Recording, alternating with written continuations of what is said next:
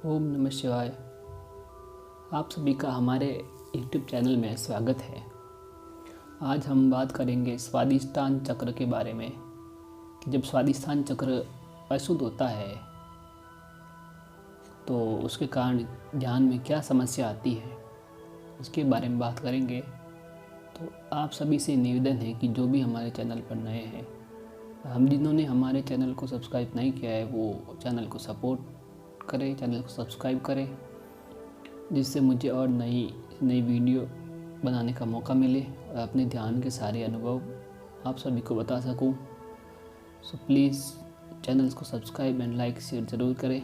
चलिए शुरू करते हैं स्वादिष्टान चक्र के बारे में। स्वादिष्टान चक्र जो होता है वो जल तत्व से संबंधित होता है।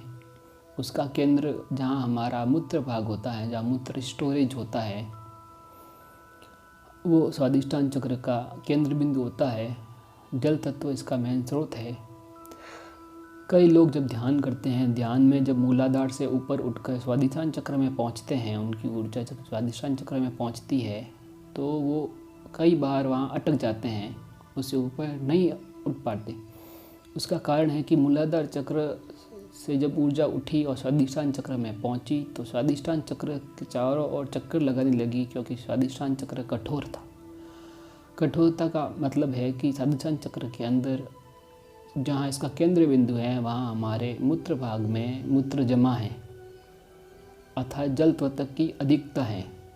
तो यदि अंदर टॉयलेट बना हुआ है, जल तत्व अर्थात मूत्र भाग में मूत्र भरा हुआ है, तो उसको पेशाब करके बाहर निकाल दें, जैसे स्वादिष्टान चक्र जो है वो हल्का हो जाए और आपकी ऊर्जा स्वादिष्टान चक्र से ऊपर उठ जाए। और जीवन में प्राणायाम भी ज़रूर अपनाएं।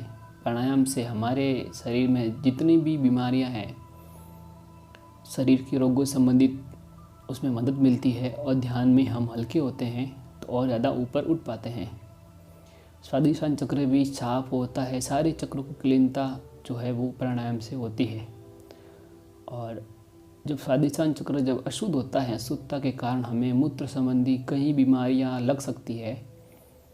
और जिन साधकों की स्वादिष्टान चक्र की ऊर्जा जो है वो अशुद्ध है, अशुद्धता के कारण और आगे नहीं बढ़ पा रही, उसका यही कारण है कि वहाँ जैसा जो चाहे वो खा लेते हैं। उसके कारण कई बार स्वादिष्टान चक्र में दिक्कत आती है और स्वादिष्टान चक्र में अशुद्धता भरी होने के कारण योगी ध्यान में आगे नहीं बढ़ पाता और वहीं अटक जाता है। इसके लिए सबसे अच्छा यही है कि जब भी पेशाब आए, ज़्यादा से ज़्यादा पेशाब आए तो पेशाब कर लिया कीजिए, उसको रोके नहीं।